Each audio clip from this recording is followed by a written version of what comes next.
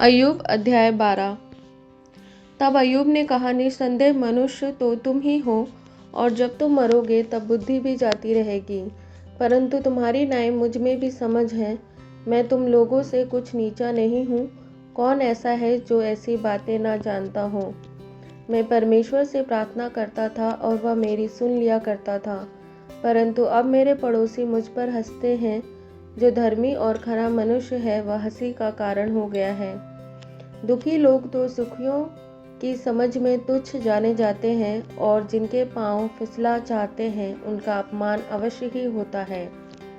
डाकुओं के डेरे कुशल क्षेम से रहते हैं, और जो ईश्वर को क्रोध दिलाते हैं वह बहुत ही निडर रहते हैं, और उनके हाथ में ईश्वर बहुत देता है। पशुओं से तो पूछ और वे तुझे दिखाएंगे, और आकाश के पक्षियों से और वे तुझे बता देंगे। पृथ्वी पर ध्यान दे, तब उससे तुझे शिक्षा मिलेगी, और समुद्र की मछलियां भी तुझसे वर्णन करेंगी। कौन इन बातों को नहीं जानता कि यहोवा ही ने अपने हाथ से संसार को बनाया है। उसके हाथ में एक एक जीवधारी का प्राण और एक एक देहधारी मनुष्य की आत्मा भी रहती है। जैसे जीभ से भोजन चखा जाता है, क्या वैसे ही कान से वचन नहीं परखे जाते। बूढ़ों में बुद्धि पाई जाती है, और लंबी आयु वालों में समझ होती तो है। ईश्वर में पूरी बुद्धि और पराक्रम पाए जाते हैं। युक्ति और समझ उसी में है। देखो, जिसको वह ढा दे वह फिर बनाया नहीं जाता। जिस मनुष्य को वह बंद करे वह फिर खोला नहीं जाता। देखो, जब वह वर्षा को रोक रखता है तो जल सूख जाता है। फिर जब वह जल छोड़ देता है तब पृथ्वी उलट जाती है। उसमें सामर्थ्य और खरी बुद्धि पाई जाती है।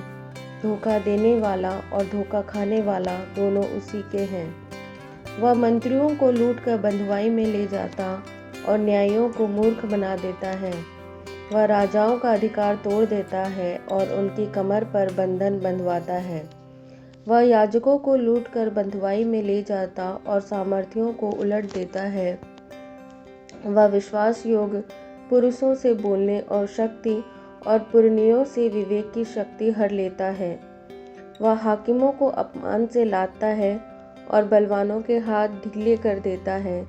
वह अंधियारे की गहरी बातें प्रकट करता और मृत्यु की छाया को भी प्रकाश में ले आता है। वह जातियों को बढ़ाता और उनको नाश करता है।